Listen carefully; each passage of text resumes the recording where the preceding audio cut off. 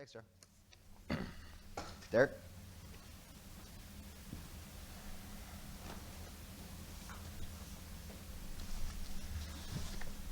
Good afternoon, Senator Needleman, Representative Arconti, and distinguished members of the Energy and Technology Committee. My name is Derek Phelps. I'm Director of Market and Project Development at Fuel Cell Energy. Most of you are familiar with our installations and the energy, environmental, and economic benefits that we deliver to the state. I'd like to offer some brief comments on three bills being considered here today: House Bills 5350 and 5351, as well as Senate Bill 10.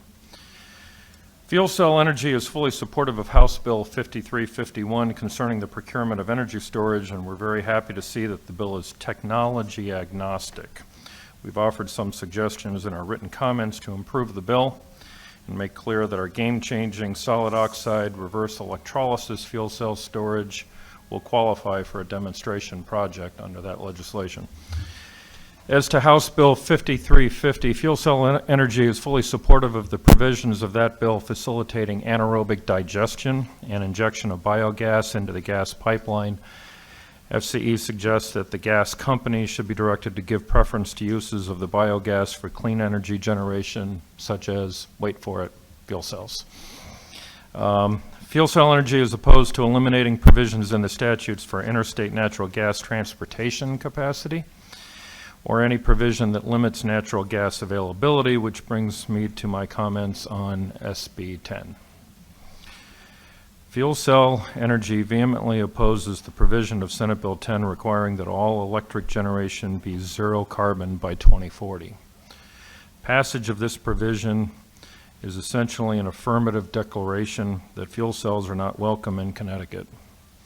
It is increasingly frustrating to have to appear before this body almost annually to request that the General Assembly remind the administration of the benefits of the fuel cell industry to the state of Connecticut and the fact that the state will always have a need for continuous round-the-clock power generation. Connecticut remains the undisputed worldwide capital of the stationary fuel cell market, serving as home to the world's two largest stationary fuel cell manufacturers. Yet fuel cells were completely shut out of multiple years of deep clean energy procurements and had to mount a legislative campaign to force fuel cells to be considered. That campaign resulted in the overwhelming passage of Public Act 17-144, which provided for a solicitation where only 50 megawatts of fuel cells were selected, as compared to the over 2,000 megawatts of solar and wind that was procured. That same legislation enabled the utilities to procure up to 30 megawatts of fuel cells, but there's been no movement on that. Senate Bill 10 seeks to eliminate fuel cells altogether by 2040 by outlawing low-carbon emitting electricity generation. Mr. Chair, may I conclude? That delivers the incremental benefits of continuous power and virtually zero NOx, SOx, and particulates. Science dictates that the state of Connecticut cannot keep the lights on with solar, wind, and battery storage alone. With our typical summer demand profile, a power mix consisting of equal parts solar and wind would need on the order of 30 gigawatt hours of storage. Even at projected low future storage prices, this would cost billions of dollars and be used far below its capacity outside of the summer months. Further, it is time for state policymakers to acknowledge that there are equal, if not more, carbon emissions associated with wind, solar, and battery storage, manufacture, construction, and disposal than with fuel cells. We have provided specific data and examples in our written comments. The state of Connecticut has spent decades fostering its homegrown fuel cell industry. Fuel cells represent all of the positive energy, environment, and economic policy goals that the state says it wants to achieve.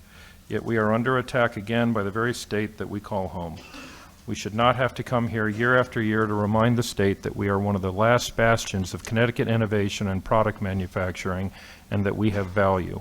We ask that this committee again send the message to Connecticut Deep that fuel cells are an important part of Connecticut's clean energy mix, economic development, and unlike California, Connecticut wants to keep the lights on by rejecting the changes proposed in Senate Bill 10 requiring all zero carbon power by 2040.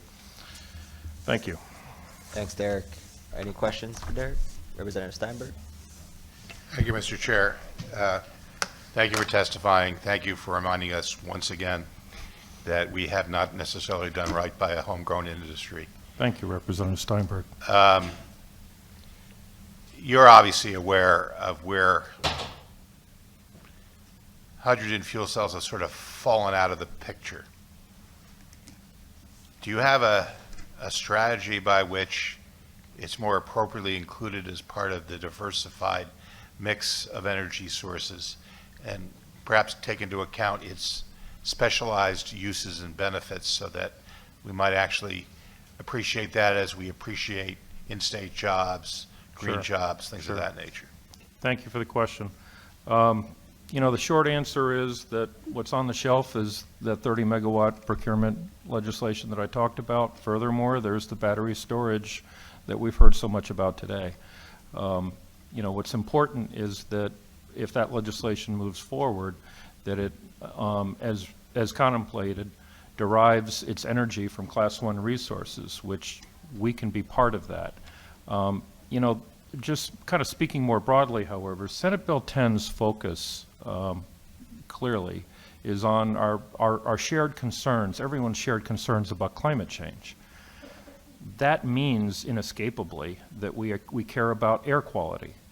Fuel cells are an important resource as we work to improve air quality. Fuel cells simply are about chemistry. Fuel cells take hydrogen, push it through electrolyte, create electricity, heat, and a few droplets of water.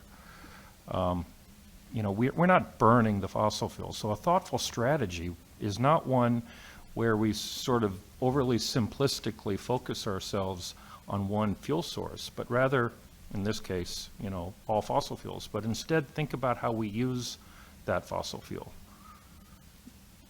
The battery storage legislation is exciting to the extent that it calls for a 2 to 20 megawatt procurement of Class 1 resources to work with it. We hope to see our utility companies move forward on the 30 megawatt utility ownership that this legislature passed, I want to say 3 years ago, because it's an opportunity to kind of keep us in the mix. We are doing exciting things around the world. We're doing exciting things with companies like ExxonMobil. We're doing exciting things in California that we've heard so much about today. We want to do more here at home. You've heard others ask this question of other people who come up to testify. What's your level of communication with the Governor's Climate Change Council as they start to contemplate how they're going to meet some of these interim goals? I can tell you that we've got an open dialogue with the administration. My boss, Jennifer Arasimowicz, is in constant communication. I've not been personally involved in those, but I know that we talk regularly. So thank you. I would encourage those dialogues. Thank you. Thank you, sir. Thank you. Thank you, Representative. Yep, Senator. Thank you, Derek. There are all too many examples of the perfect being the enemy of the good, and this may well be one of them. When you look at the overall net benefit to the economy in the state of Connecticut, to the environment, to encouraging you guys to continue to improve your technology, we should be working hand in hand. And I think that, speaking for myself, I think we need to be doing that. I think that where we've gone is we've flipped 180 degrees on the fuel of choice 5 years ago is now the fuel that we hate.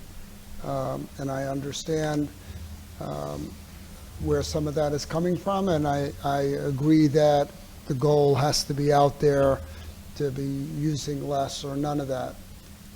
I think it was 2 or 3 weeks ago, Fareed Zakaria and his Sunday morning show started out the show with a discussion about natural gas and the overall improvement of carbon reduction as a result of natural gas.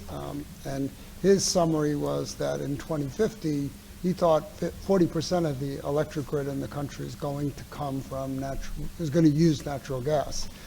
I think they need to do a better job of dealing with the methane issues at the wellheads and in the leaks.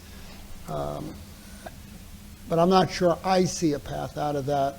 That said, new technologies come along all the time that knock out old technologies. So right now it's not there. So we want to encourage new technologies, but we want to embrace the things that have worked and continue to work. And I agree that a Connecticut business that's in the forefront of an industry, two businesses that are in the forefront of an industry, not necessarily being served well here by how we've dealt with it. So. Bless you, Senator. I'd like to do an elbow bump with you.